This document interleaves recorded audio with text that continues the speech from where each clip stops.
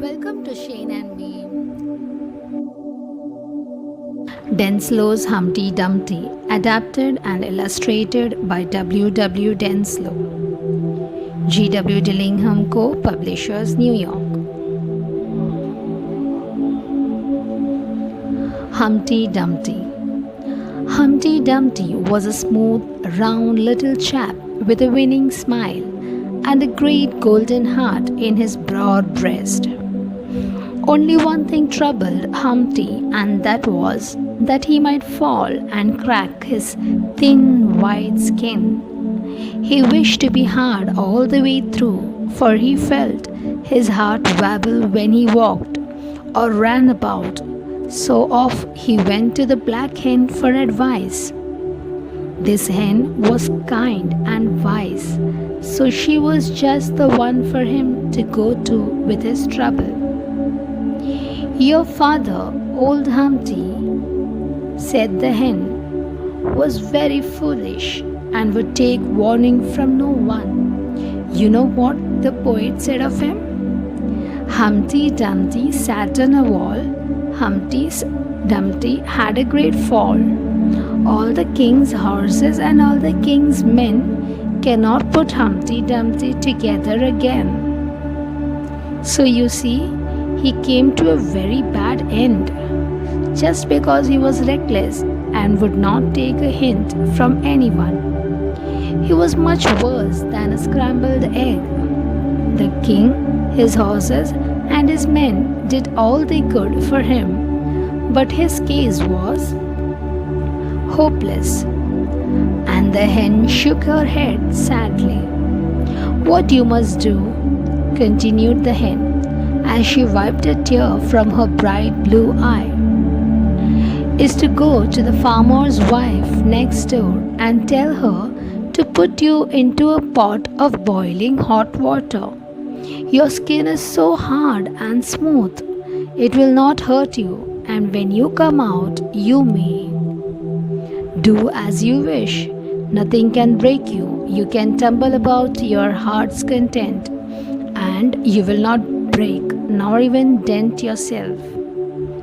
So Humpty rolled in next door and told the farmer's wife that he wanted to be put into boiling hot water, as he was too brittle to be of any use to himself or to anyone else. "Indeed you shall," said the farmer's wife. "What is more, I shall wrap you up in a piece of spotted calico so that you will have a nice colored dress.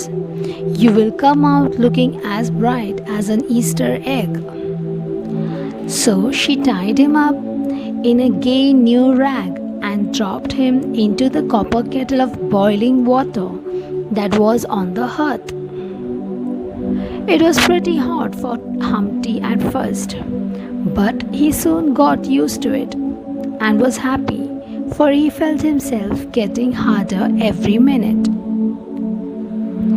He did not have to stay in the water long before he was quite well done and as hard as a brick all the way through.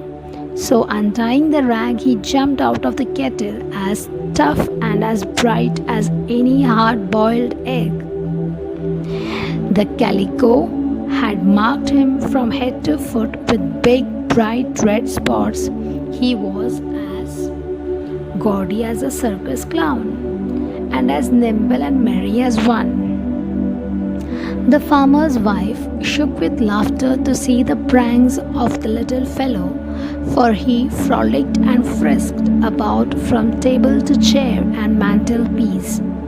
He would fall from the shelf to the floor just to show how hard he was. And after thanking the good woman most politely for the service she had done him, he walked out into the sunshine on the clothesline like a rope dancer to see the wide, wide world. Of the travels of Humpty Dumpty, much could be said. He went east, west, north and south. He sailed the seas, he walked and rode on the land through all the countries of the earth, and all his life long he was happy and content. Sometimes, as a clown in a circus, he would make fun for old and young again as a wandering minstrel. He twanged the strings of his banjo and sung a merry song, and so on through all his travels. He would lighten the cares of others and make them forget their sorrows, and fill every heart with joy.